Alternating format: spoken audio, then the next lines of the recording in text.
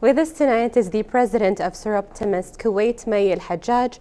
We're honored to have you as our esteemed guest to raise awareness on women's issues. Good evening, Al-Hajjaj, and thank you for being here with us. It's a pleasure to be here, and thank you very much for the invitation. Can you please start by telling us more about Soroptimist Kuwait? Soroptimist is an international organization that was founded in 1921 in California, and it has spread to over 80 countries around the world with around 80,000 members. It's divided into federations, and Soroptimist Kuwait is under the Federation of the European Soroptimist. We were founded in Kuwait in 2016 when we were chartered by Soroptimist International Europe. Our goal is to empower women, and we empower women in economics, we empower women with economically, health-wise, education, the environment, and ending violence against women. Can you please tell us more about the Orange Campaign? The Orange Campaign is a United Nations initiative.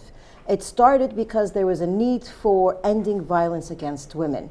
And so the United Nations came up with orange because orange is a color that signifies brightness. As you can see, yes. I'm wearing my orange scarf. Basically, it starts on 25th of November, which is the International Day to the Elimination of Violence Against Women. It started yesterday. It started yesterday. Okay. And it goes on for 16 days of activism. So every day, Soroptimist Kuwait has an activity related to women in, to be able to raise awareness. It ends December 10th, which is the International Day for Human Rights, because violence against women is a human rights infringement. Of course. How has Kuwait empowered the role of women? Alhamdulillah, we live in a country where women have been given their political rights, they've been given educational rights, they've been given social rights. Yes. There is still a ways to go. Culturally, there is still a stigma regarding certain rights that women have, but organizations and civil society and the government are working hard to change those stigmas. So now we see women getting positions of ministries. We have 2 women in the parliament. The number of women getting leadership positions over the past 3 years has risen from about 12% to about 17% in the government sector. And how has the wise Kuwaiti leadership contributed to the advancement of the role of women in vital positions in the country and internationally? Well, that's exactly what I was saying. We've been able to get women to become ambassadors so they can represent our country in the international level. I know that the Ministry of Foreign Affairs is working very hard on promoting women in the diplomatic corps. That's for an international level. In the local level, we have women that are now board members on banks. We have women that are in leadership positions in the oil sector.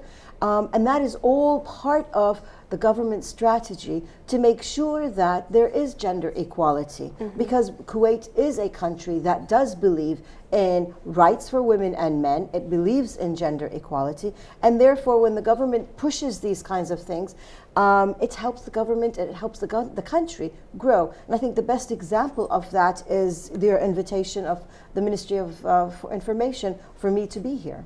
Thank you. What challenges did Kuwaiti women overcome in Kuwait and abroad? There are a lot of challenges that women in general face around the world. In Kuwait specifically, and probably in the Arab world, culture has a really strict rules on what women can do. For example, certain families will only allow their daughters to become teachers. They won't let them become engineers or doctors. Those are things that we need to, with time, with education, with awareness programs, start changing.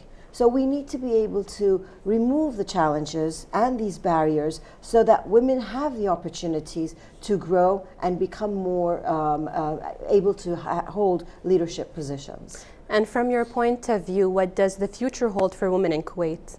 I am an optimist. I always see the glass as half full. So I can see that there will be more women in parliament, which is an ultimate goal for us. I would love to see more women in leadership positions in the government. Why not have more than just 2 ministers, female ministers? We can have more. I mean, when you look at the parliaments of the world, the more successful ones are the ones where the majority or a large number of women are in positions. Their economies are stronger, their social systems are better. So I have a very, very positive outlook for Kuwait on where women are going to be.